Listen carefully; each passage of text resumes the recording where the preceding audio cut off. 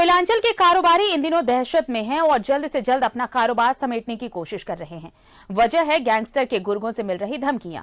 कोशिश ये की जा रही है कि हालात सामान्य होने तक कम से कम वो अपनी पहचान छुपा सकें, और यही वजह है कि जो नंबर बिजनेस ग्रोथ के लिए बोर्ड पर लगाए गए थे, उन नंबरों को अब या तो मिटाया जा रहा है या छुपाया जा रहा है। देखिए एक्सक्लूसिव रिपोर्ट। में गैंगस्टर की दहशत, रंगदारी और धमकी से कारोबारी परेशान। कारोबारी छुपा रहे अपने नंबर। पुलिस प्रशासन से मदद की गुहार। कोशिशों के बाद भी वारदात में कमी नहीं। धनबाद के कारोबारी इन दिनों दहशत में हैं। जिले में गैंगस्टर प्रिंस खान और अमन सिंह का खौफ इस कदर बढ़ गया है कि कई व्यवसायी अब अपना कारोबार समेटने में जुटे हैं। रंगदारी के थ्रेट कॉल से परेशान कई कारोबारियों ने स्टोर्स के साइन बोर्ड से फोन और मोबाइल नंबर मिटा दिए हैं। खौफ इतना कि कोई कैमरे के सामने कुछ भी कहने से डर रहा है। पहचान छुपाने की शर्त पर एक कारोबारी ने हमसे बात की। क्यों मिटाया जा रहा है? अपराधियों को फोन आ रहा है, इसलिए मिटाया जा रहा है। किस लिए फोन आ रहा है? रंगदारी के लिए फोन आ रहा है। जो भी अपने यहाँ बिजनेस कर रहे हैं अपना शांति से उसको परेशान करने, लेकिन यहाँ फोन आ रहा है रंगदारी लेने के लिए, इसीलिए अपने नंबर मिटा रहे हैं यहाँ पर। बिजनेसमैन को डर है? जी हाँ। अच्छा। अब रंगदारी कोई मांगेगा, कोई गुंडा तो डर लगेगा ही। सुरक्षा के लिए भी कुछ आप लोग रखते हैं अपने लिए? नहीं, वैसा तो कुछ नहीं रख रहे हैं। कोई कोई लोग रखते हैं अपना, जैसे कोई बड़े दुकानदार हो गए वो लोग रखते हैं शायद। पिछले 3 महीने में इन गैंग्स ने दुकानों और कारोबारियों को लक्ष्य कर फायरिंग और बमबारी की तकरीबन 1 दर्जन घटनाओं को अंजाम दिया है।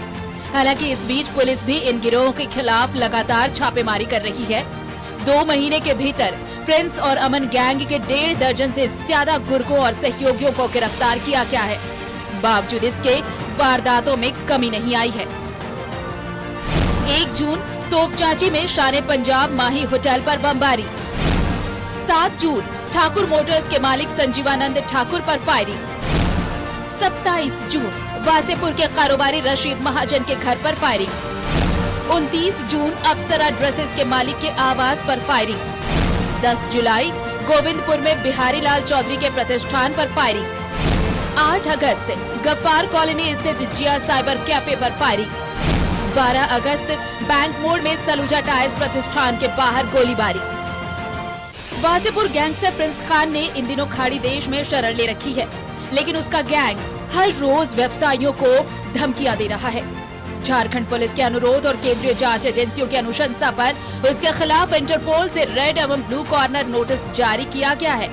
दूसरी तरफ अमन सिंह जेल में बंद है, लेकिन उसके गुर्गे भी लगातार रंगदारी वसूल रहे हैं, और अगर जल्द ही पुलिस ने इसे लेकर कोई ठोस पहल नहीं की तो बड़ा खामियाजा उठाना पड़ सकता है।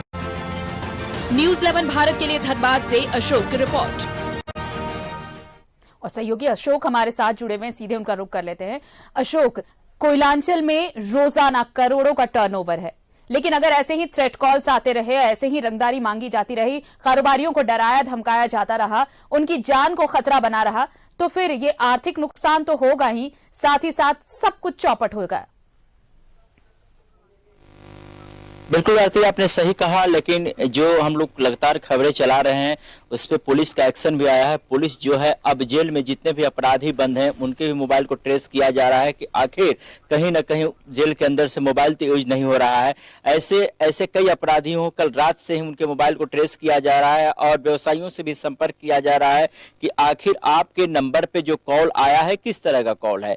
जो भी आर्थिक कॉल आ रहा है, इंटरनेट कॉलिंग आ रहा है, व्हाट्सएप कॉलिंग आ रहा है। व्हाट्सएप कॉलिंग को आप किसी भी शर्त पे जो है आप ट्रेस नहीं कर सकते हैं, क्योंकि देखिए वो कॉल जो होता है विदेश का कॉल होता है और तरह तरह का आईपी जो है, आईपी नंबर भी लोग चेंज कर देता है। एक कॉल किया, दूसरे कॉल के बाद आईपी नंबर चेंज कर देता है, जिसके वजह से जो है आप कॉल को नहीं ट्रेस कर पाइएगा। यानी यह हम कहें कि एक बड़ा सा जो इंटरनेशनल गिरोह जो है, जो साइबर होता है, उस तरह का काम कर रहा है कि जो उसको जानकारी है कि यदि हम आईपी नहीं चेंज करते हैं तो कहीं ना कहीं जो है हम पुलिस के कब्जे में आ जाएंगे, उनके शिकंजे में आ जाएंगे और हमारी पोल खुल जाएगी।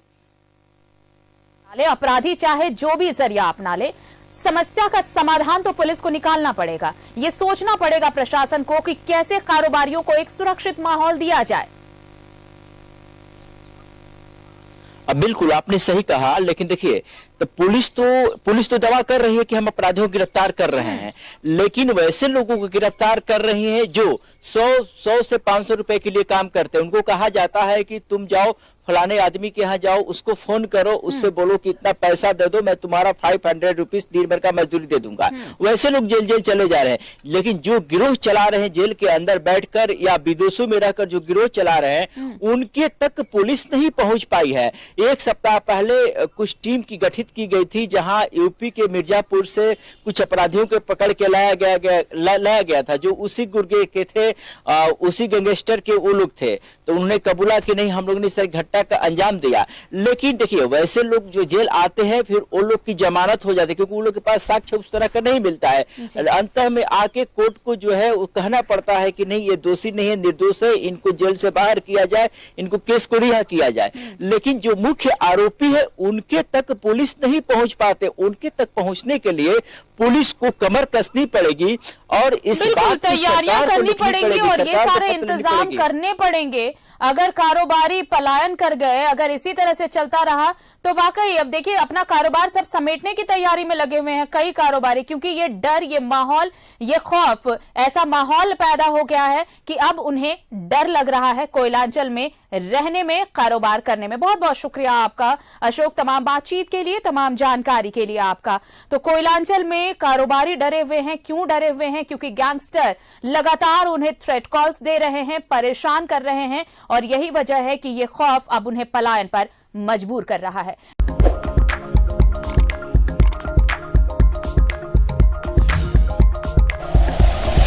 Like and share videos, subscribe करें हमारा चैनल और प्रेस करें बेल आइकॉन। न्यूज़ 11 भारत, सच है तो